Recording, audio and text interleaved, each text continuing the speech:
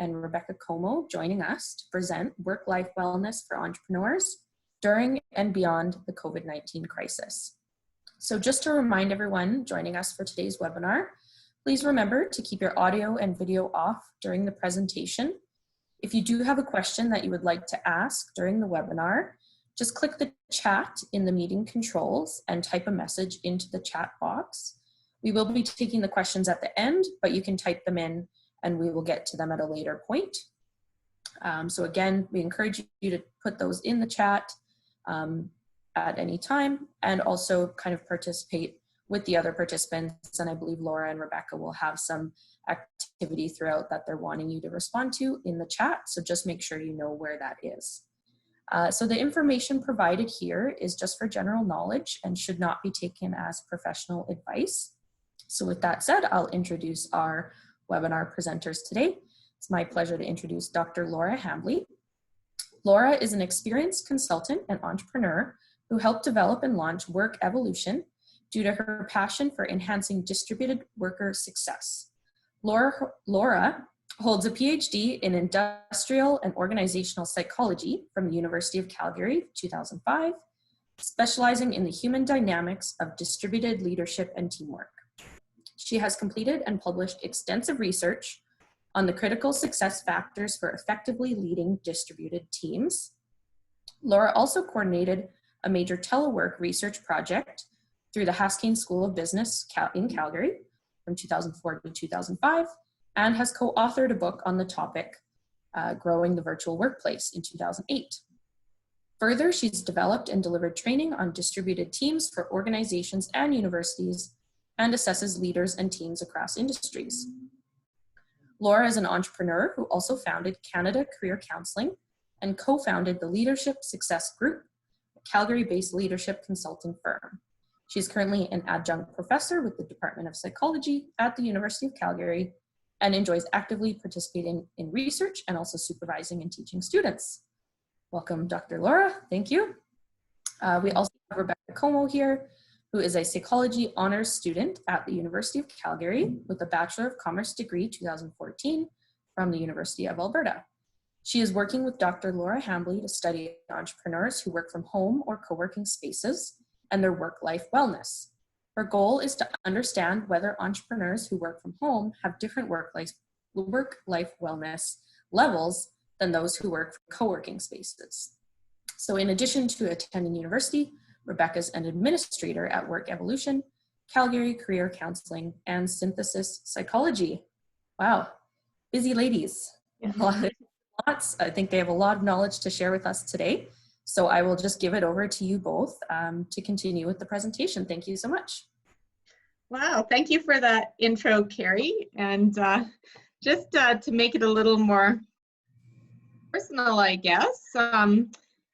I am a native Calgarian. I was born in Calgary, and I have 3 children, 14, 11, and 9, and I'm working at my home office right now. We have an office in Kensington that's reopening next week in a gradual way because we see a lot of counseling clients, my team at Calgary Career Counseling, Synthesis Psychology, a lot of work with one-on-one that, you know, people can do it remote, but some people really want to be face-to-face. So we're going through that transition ourselves, and being an entrepreneur and going through the Alberta economy in the last 5 years. And I mean, it's been tough. There's no doubt about it that entrepreneurs have been up against a number of challenges here, but I'm also really optimistic about the future. And if we can get past this COVID situation, I think we're going to come out stronger in a lot of ways. And I hope that we're going to share some useful nuggets with you today.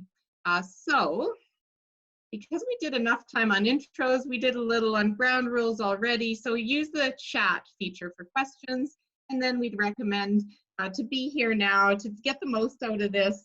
We're going to make it interactive. So we're not just going to talk the whole time. We're going to ask you to enter your thoughts into chat. We're going to ask you to share some things that are going on for you, if you're willing to do that, as we go on in this presentation.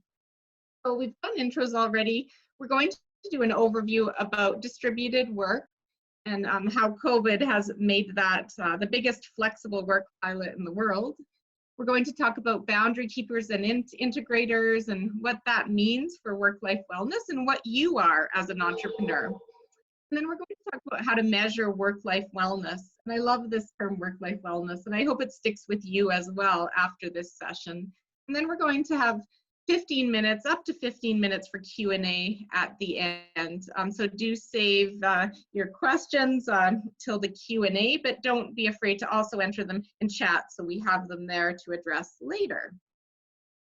So distributed work is the term that we landed on 7 years ago when we founded our startup called EvOHlution.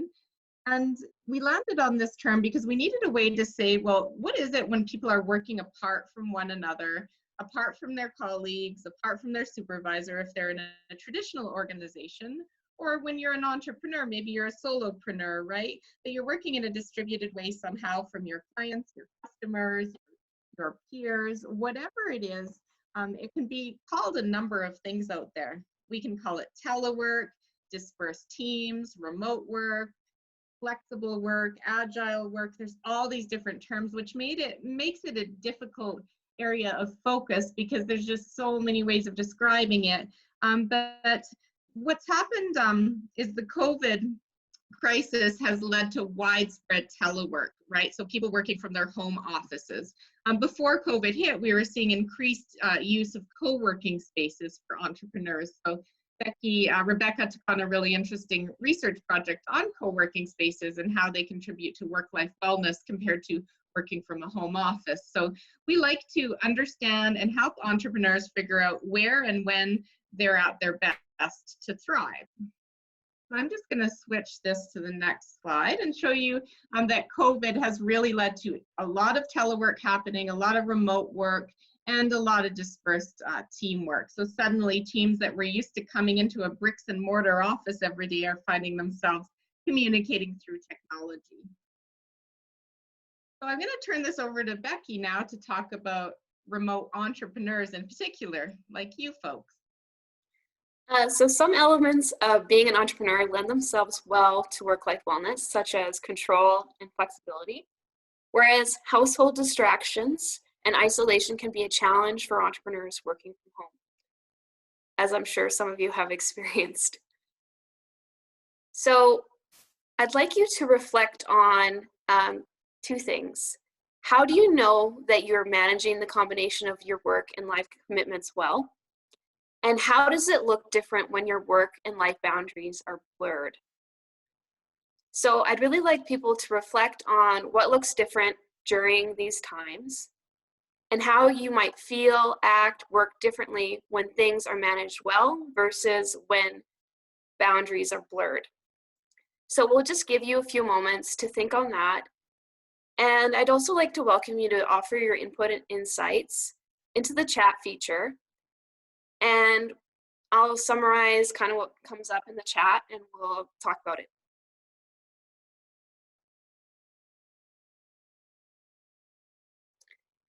So Ashley says that she's working more than ever during these times now that boundaries are blurred and she's exhausted, even though she's at home.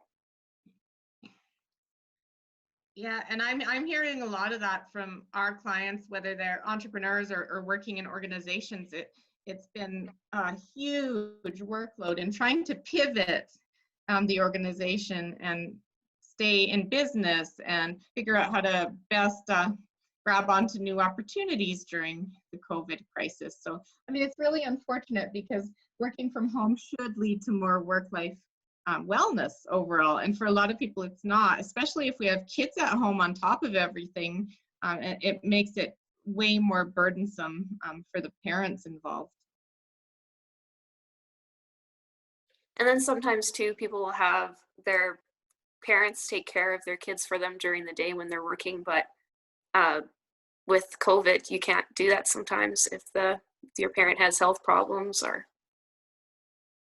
Yes. So Joette says that she has her personal tasks and her work tasks checked off when it's a well-managed day. Yeah, good for you. Yeah. The Harlan checklist, it always feels good, yeah. Harlan says some days working a lot more, some days relaxing more, and it's very hard to tell if you're being productive or not, which days are the productive days. Okay. So And those go ahead. Go ahead. Yeah, so knowing when you're productive, you know, it depends on what your goals are, but I think a blend of making sure you're not burning out is important. Being productive but not burnt out. And I'm gonna turn it over to Rebecca to say what she was going to say. I was just going to say those were some great insights, and we could probably move on. But I see one last thing from Joette here, that when things get blurry, it doesn't feel great at the end of the day. It feels foggy, and it's hard to reset when things are blurred. Yeah, good point. Good point. And it's such beautiful weather here in Calgary. I know not all of you are in Calgary, but I imagine it's pretty nice throughout Alberta today. And yeah, we need to take advantage of the fresh air. Yeah, I'm in Edson and it's really sunny here, so that's great. Okay. So clearly there are some challenges and benefits from working away from the traditional office.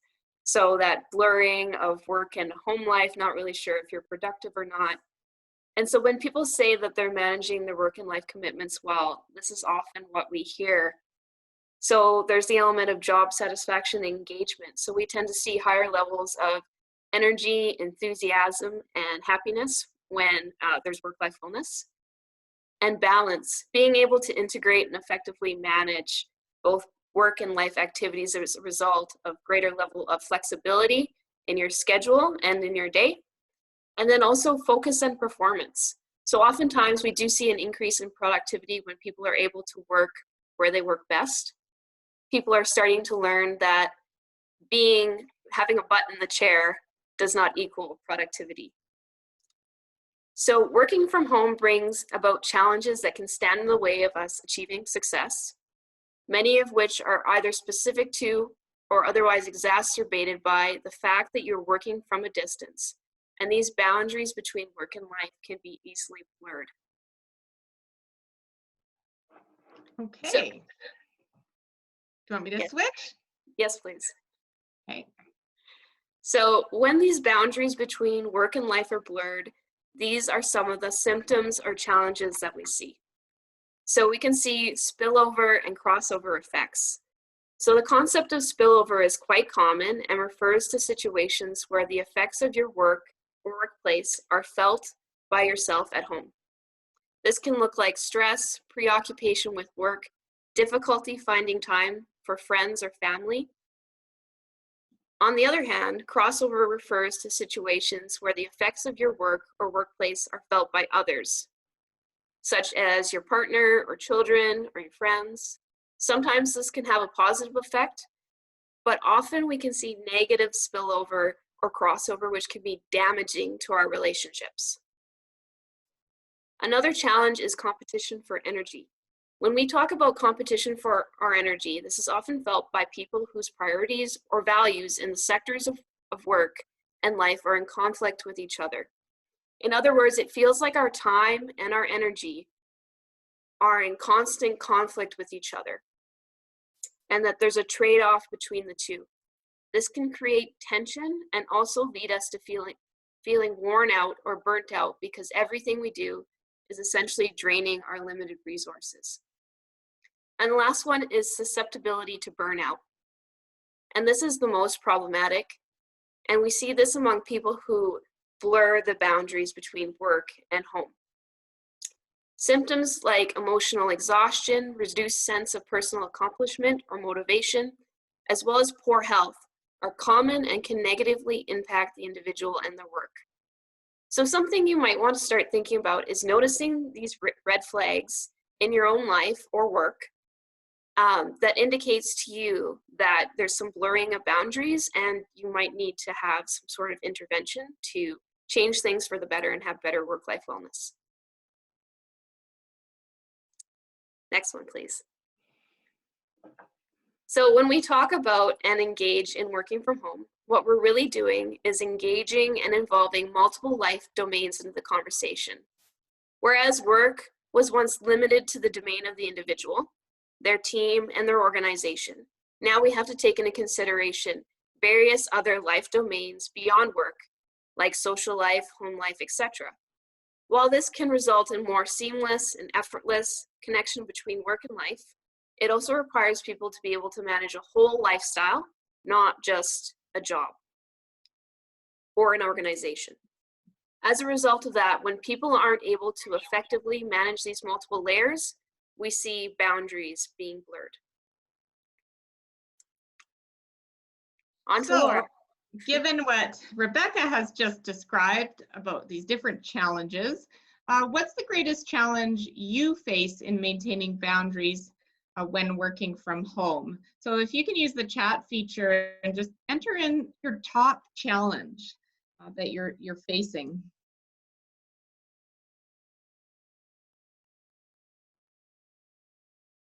So thinking about your boundaries between your work as an entrepreneur or a business owner and your personal life, whether that's your partner, your home responsibilities, whether you have children, pets, etc. What's the biggest challenge?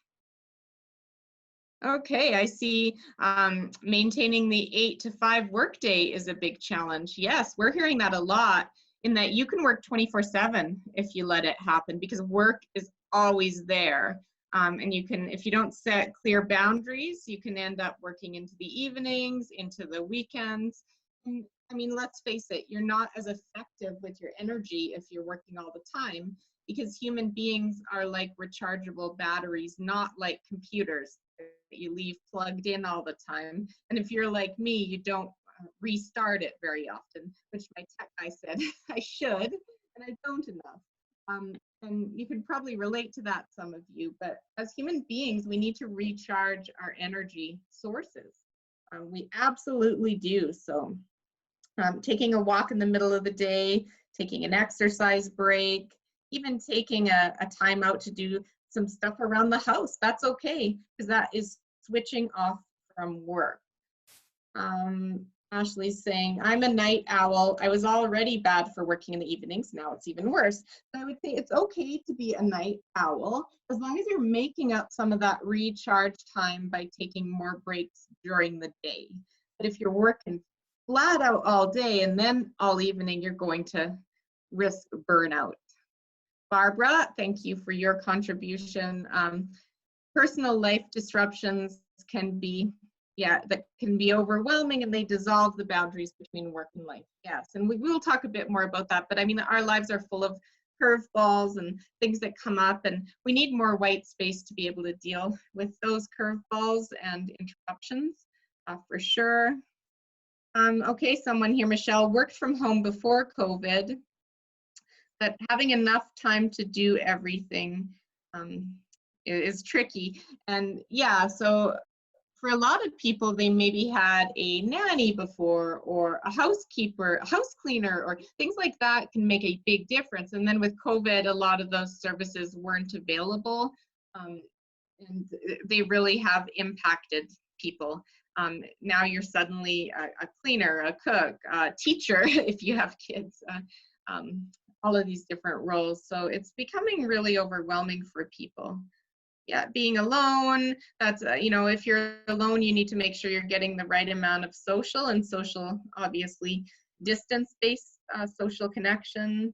Too many browser tabs open. Yeah, I agree, Michelle. I'm exactly like you. Yeah, starting to take a break, Harlan, when your partner does, and my husband's working from home as well. He's in the oil industry, and he's at the home office, but we try to either have a walk together when we're both here, or lunch together, and it's a really nice reset for both of us to talk about our days. Yeah, so lots of good things here, lots of good comments. Having kids at home, making meals, yeah, lots of extra stresses there. Someone here is saying some people like too many check-ins. Yeah, I mean, everyone needs and wants a different amount of communication. And we really work with teams to say, like, well, what do each of us need, and what do we need as a whole team, and what's going to be efficient but keep people engaged. And it's a balancing act in that regard. And every situation's different.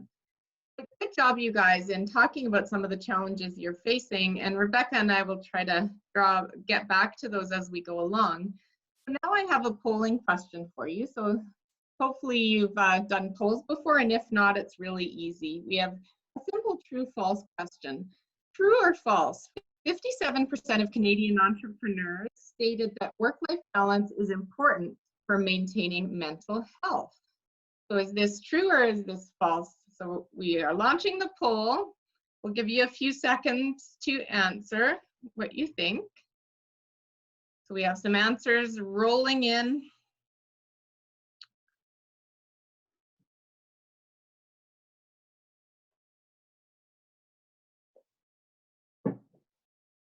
Great. Okay, so we have the majority of you on the call have answered, and we're going to close the poll and share the results. So we have 88% of you said true and 13% said false.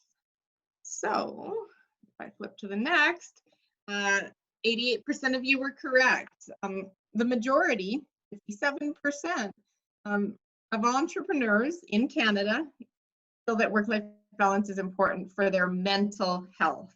And mental health is a really hot topic these days. And I mean, running psychology practices myself, I've really said it that my biggest fear is the mental health pandemic that follows the COVID pandemic, because I think it's putting a huge strain on a lot of families, on a lot of relationships, and on our economy. So we really need to be open and supportive to these mental health discussions, which is why I think talking about your work-life wellness as entrepreneurs is so key right now. So work-life balance is a term that's been used for a long time. And I'm going to be honest with you, I don't like this term at all.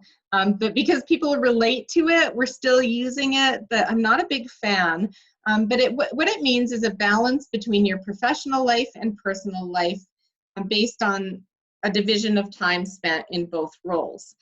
So the reason I don't like this, being a mother of 3 and a serial entrepreneur myself, is that nothing's ever perfectly in balance. And if you set the expectation of a perfect balance, you're setting yourself up for continual disappointment and guilt and regret. And it's kind of like the scale. If you weigh yourself every single day, it fluctuates, right? And I mean, any weight loss coach tells you you can't weigh yourself every single day and expect that to be motivational.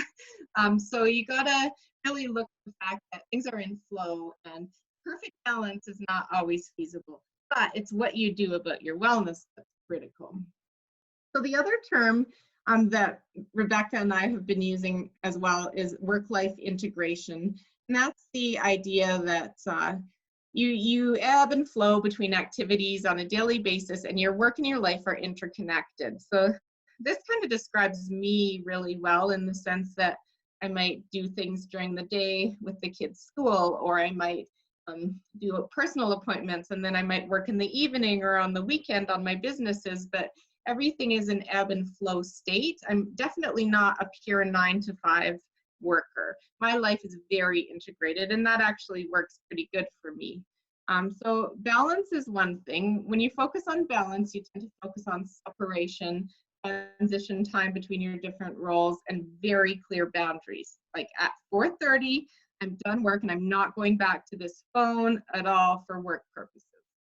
Integration is to focus more on being fluid and dynamic and blending the two spheres of your life. Now, neither of these things is better than the other for a certain person. Certain people are more striving for a balance, and others work well with being integrated. So we call these two types of people, and I want you to think of which camp you fit in. We call them either boundary keepers or integrators. So if you're a boundary keeper, again, you thrive when you have clear boundaries and timing expectations and beginnings and ends of different roles in your life. And the integrators, everything is blurred together. So I want you to just think about what you are, and maybe just enter it in the chat. Enter boundary keeper or integrator, just that word to tell us what you resonate most with, because it's always interesting. In most of our sessions, it is a mix. And if I had to guess, I'd say entrepreneurs tend to be slightly more on the integrator front than the boundary keeper. They like being in charge of their own lives and mixing things together, because we know as entrepreneurs, work is a key part of our day and it's on our minds a lot. Okay, so what's coming in the chat there, Becky? We have 3 integrators and 1 boundary keeper so far. Okay. Ashley says things are too integrated. Yeah, and I would agree with this COVID crisis. Everything's too integrated. I agree. So boundary keepers. So as I'm talking about this might give you more context. Boundary keepers prefer to minimize the time they spend switching between modes. They want to focus on one thing for a long period of time and then switch to another. So they tend to like the traditional working patterns and hours, and they're less likely to experience the conflict between work and home because of this. But let's keep in mind that COVID's an exception. We have a lot more going on and a lot less support in our lives than we did before everything closed down. And boundary keepers are likely to not like to have interruptions, and they may be better at switching on and off in a more formal way, whereas integrators can easily switch between tasks. They are working flexibly, they can mingle activities, they can do short bursts of different activities. They tend to not mind interruptions as much as boundary keepers do. And they tend to suffer from less stress when home and work conflict, because they don't really view it as a conflict. They view it as a, yeah, I have this on my plate and that on my plate, and I'm dealing with everything I can in a given day in an integrated way. So another one came in that said, I'm an integrator. The last one here, total integrator. Okay, I'm good at integrating and flowing and working with change. Okay, yeah. Awesome. So this is resonating with you, this integrator talk. And again, one is not better than the other, but it's important to know what you are. And if you have a team you work with or people that you lead, knowing what they are is important. So I'm turning this over to Becky. So a few of you already shared if you thought you were a boundary keeper or integrator. We'd been interested to see why you thought you were one or the other. So for boundary keepers, there's, different tips or ideas for if you're a boundary keeper versus if you're an integrator. So for boundary keepers, sometimes it helps to have like a pretend commute. So if you know you're gonna work the 9 to 5 and at 8:30, you might be like, okay, I'm sitting in my chair and that's the same as me sitting in my car for 20 minutes or something like that. I'm gonna read the newspaper, I'm gonna do something, I guess on your phone. A little outdated, but and then people that are integrators, it might help to let your family know or the people that live with you when you're in work mode versus when you're not in work mode, just so that they can respect when you have different hats on. That could also help for boundary keepers as well.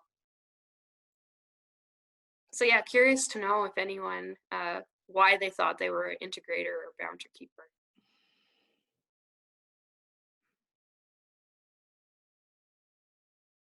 I love this comment from Michelle on how she gets the workout and the healthy meal prep done early in the day.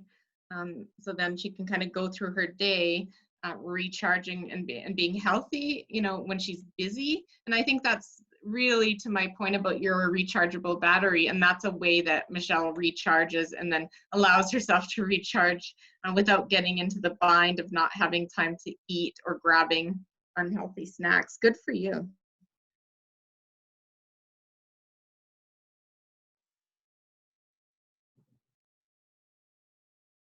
Yeah, this point on a whole self requiring integration.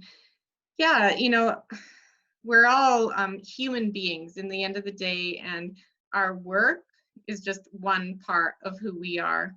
And leading our career counseling practice, I mean, we see that all the time. People, if they get laid off or if they want to switch careers, it's such a part of their identity, but we have to kind of parse that out and say, who are you? What's important to you?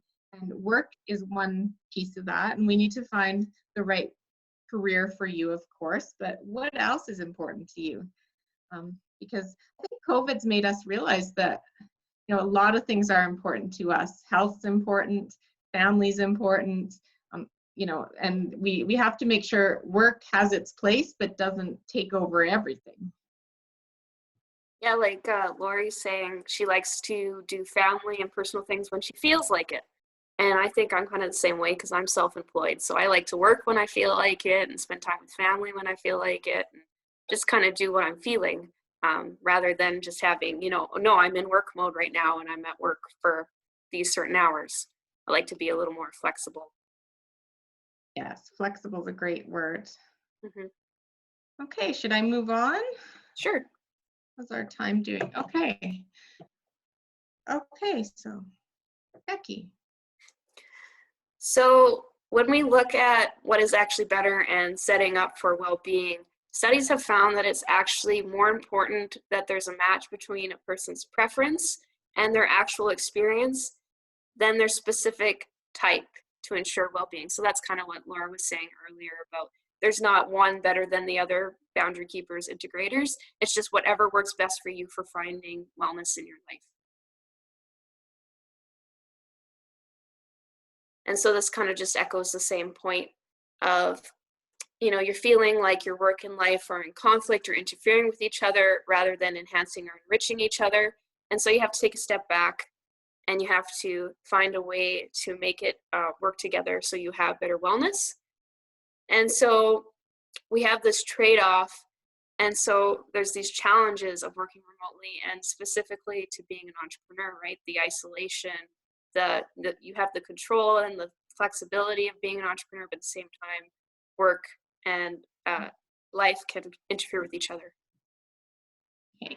So when everything we do feels like it's draining our limited resources of time and energy, there's a tension, and we can feel like we're worn out or we're burnt out. And so on the next slide, we can see sort of symptoms of being burnt out.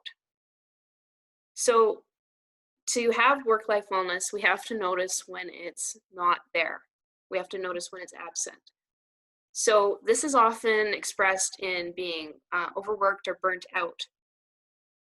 And so there's symptoms of being burnt out, which the individual will notice, but then there's also expressions which family or friends or other people will notice that you may not see.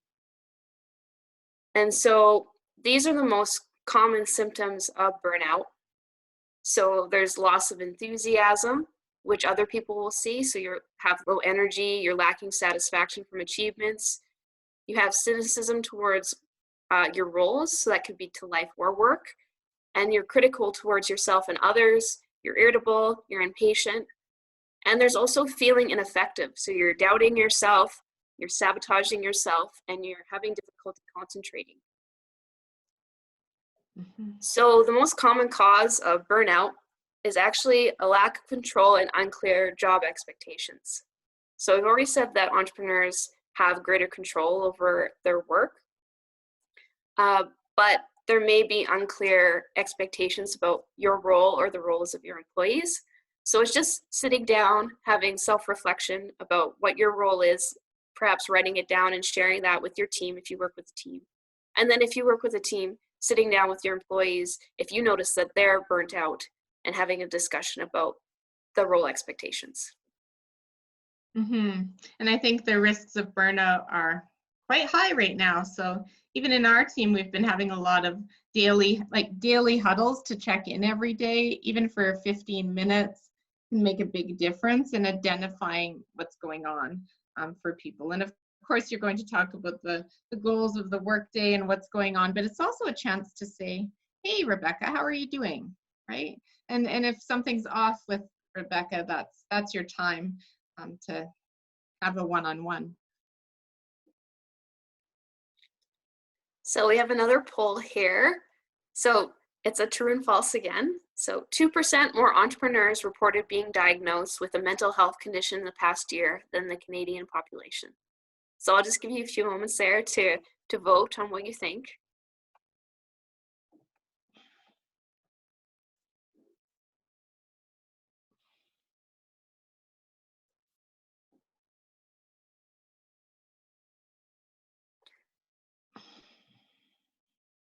So I'll leave it to the poll administrator to close it when we get enough answers.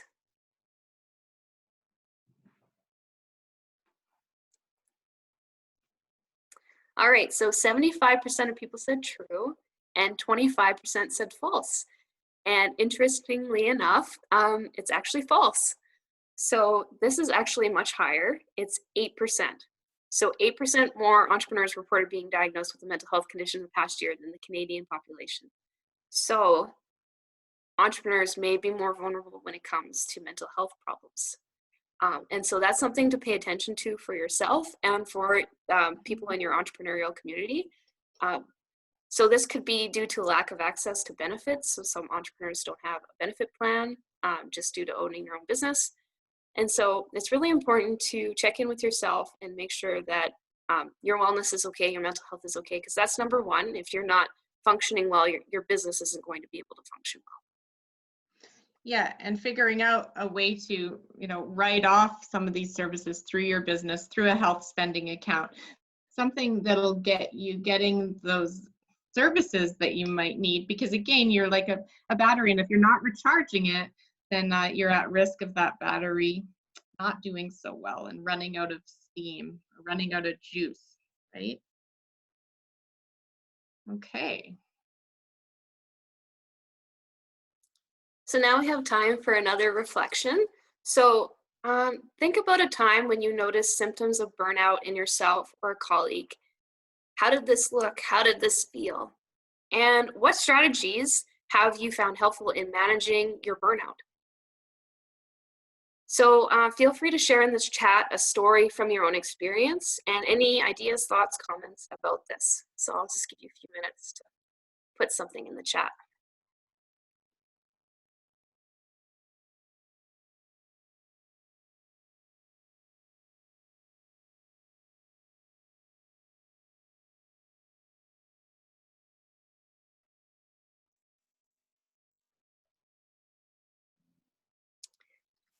Yeah, Michelle was just saying about the previous slide about why entrepreneurs may have more mental health issues. Could be because they're an entrepreneur, they chose to do something that's more on their own.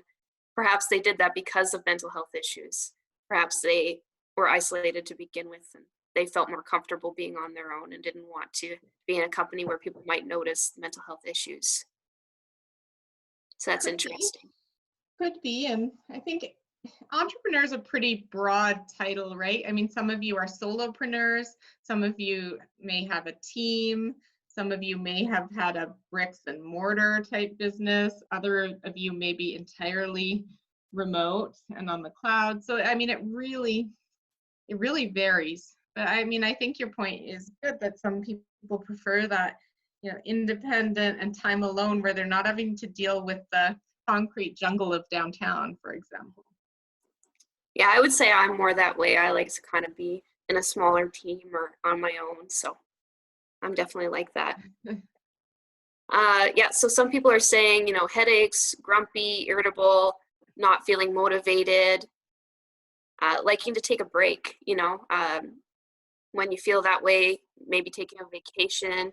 I mean, you can go somewhere local, right? You can go to the mountains right now or for a walk, right? Yes, that's why the mountains are so busy right now. Lots of people going hiking. We've gone hiking more than we have in the past, just in this last month.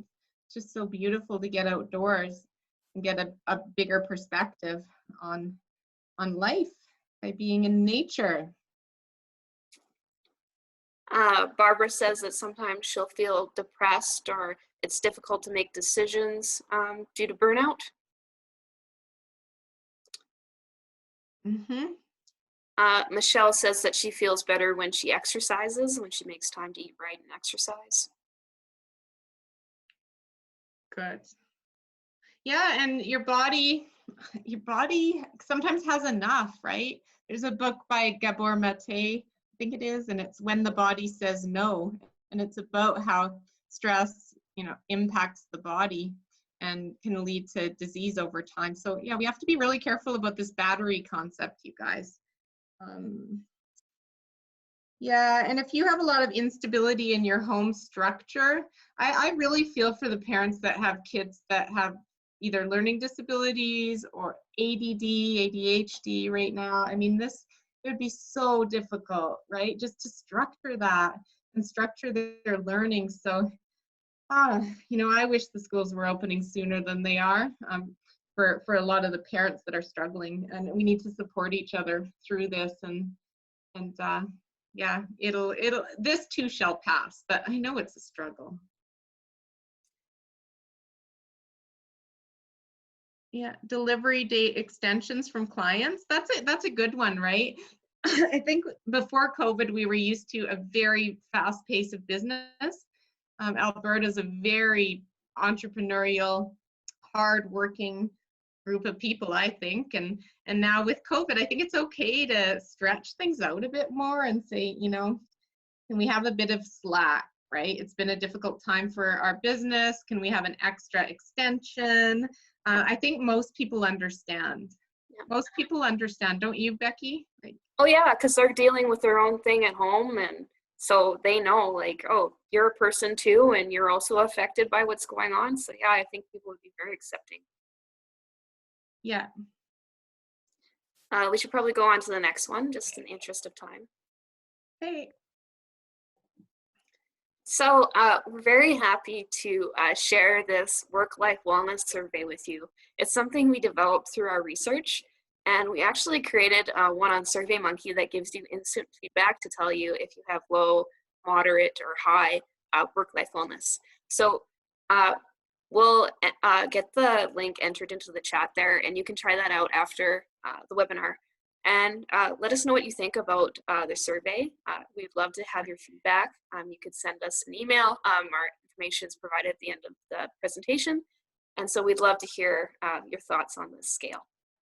And Rebecca worked really hard on this for her honors thesis. We couldn't find one scale that captured this, so she created a hybrid one, and I think it works well. And I think the main thing is it's giving people insight into where they fall and what some of their struggles might be with work-life wellness. This is called the One Simple Thing tool that Google has used in the past. It encourages work-life well-being. So I think organizations of the past kind of treated people like computers, right? We got to get the most productivity out of our human resources. Like, our people are resources, and Google got away from this and started to focus on, yeah, all the work goals are important, but the non-work goals are also important. So we want each person to share one well-being goal with their manager or their team, and the goal will be that we help support them in that goal, right? So I might say, my goal to my team is to lose 10 pounds because it will help with my blood pressure, it'll help with the strain on my joints and a whole bunch of other things. And I'm putting that goal out there because I want the support, right? So that would be an example. And I think it's important to share what you're working on with your wellness, whatever it is, whether it's incorporating mindfulness, meditation. If you put it out there, you're more likely to do it. And you'll be surprised at how much people will support you and maybe follow suit as well. Another couple of habits or points to leave you with is creating focus zones is important. By that, we mean chunks of your day when you're most productive. So if you find you're a morning person, chunk out your high concentration tasks in the morning, and then deal with all the small stuff that doesn't take as much brain power in the afternoon. So that will help you maximize your focus and your energy, rather than just being at the mercy of email, which is a whole mix of high and low priorities. Spillover is about creating a space for work and a space for non-work. And so shutting off your phone when you're not working, minimize interruptions, focus on email at certain times of the day. Maybe it's 2 or 3 email chunks a day, and beyond that, you're not at the mercy of your email. And if any of you guys haven't got onto the more chat-based programs, Microsoft Teams chat, Slack, etc., those are such a great way to decrease email and really get down the numbers of emails by having real-time communications on your team is another good suggestion. I don't think we have enough white space in our calendars either, guys. I think scheduling meeting after meeting, and this happened to me yesterday. My administrators manage my calendar, but I had like 3 things in a row with no break, and they were really taxing things like facilitating, and I need a bit of downtime after facilitating, but you just got to be really aware of your calendar and your white spaces to recharge. Okay. And then be purposeful about your transition times. And I did an interview with the Boston Globe, and they asked me, you know, people are missing the commute because it was a time to de-stress from work, and it created its own white space between work and home. And I said, yeah, but you can make your own mental moves. You can make your own commute rituals. So a ritual might be going for a walk or changing into comfortable clothes and closing that office door. So think about your own mental moves and your rituals that can help you have those boundaries. So I'm going to ask, you know, based on that Google one thing task or one action that you want to take to make your work-life wellness better. Okay, so we want you to make your work-life wellness better. What's one thing that you're going to do that you hopefully learned from today or just were reminded of today? So if we can get you to enter that in the chat, that would be beautiful. And then we're going to open this up for Q&A.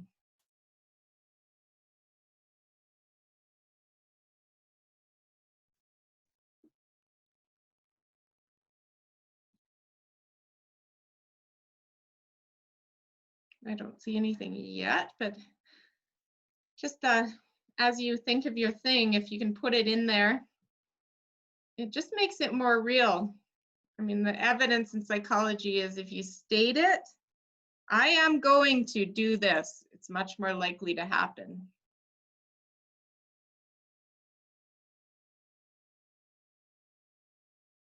Yay, okay, they're coming through.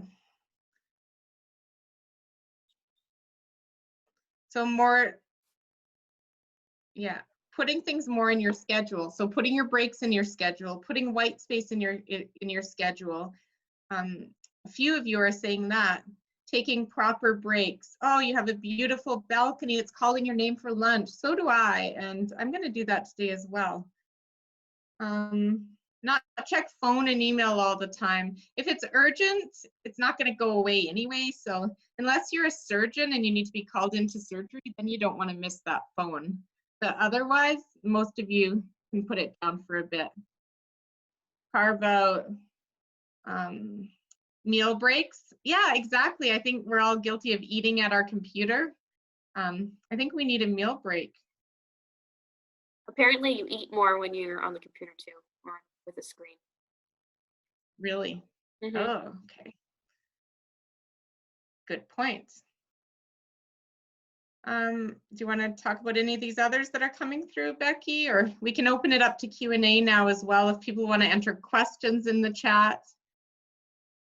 Yeah, I would just say that yoga is great. I do yoga every day. That seems to help me both with my mind and with my body. So that's great. Someone here said meditation and Pilates. So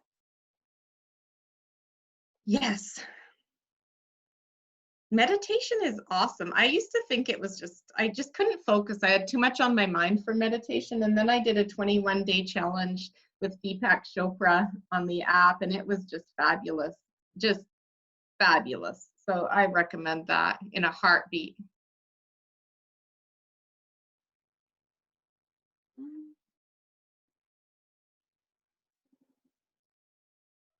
Good. So structure. I love that you guys are giving some meat to this. And yeah, I'd encourage you to write it down yourself. So I know you've written it in our chat here, but write it somewhere yourself and share it with your team, your partner, whoever. Oh, someone's on day 12 of the 21 day. Yeah, Deepak has different challenges. The one I did was on abundance, but there's some different ones to do with flow in your life and stress and a whole bunch of different topics.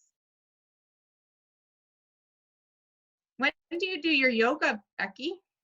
I do it in the morning when I wake up first thing. That kind of gets me a workout done for the day, so I can say check mark, did a workout today.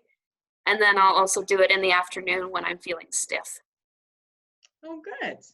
So shorter bursts of yoga, not the hour-long commitment. Yeah, if you reward yourself for just getting on the mat for 5 minutes, it will do wonders to your life. That's actually good learning for me, because sometimes I don't get to yoga enough, and I think it's because it seems like it's a commitment, like it needs to be a big deal, like a half an hour at least. But no, there's ones on YouTube you can do for just 10 minutes. Nice. Yeah. Nice. So any questions, you guys? We're looking for, oh, the last Deepak one on Hope is still on sale, I think. It was free, actually. Him and Oprah did one right when COVID hit that was a free one on Hope. So,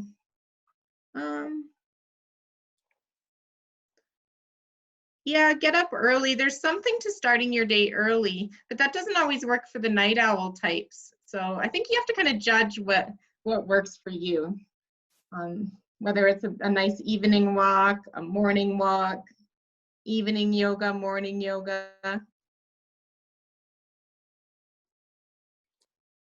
Any questions for us? I'll pop back on with a question. So it's Carrie here from Business Link.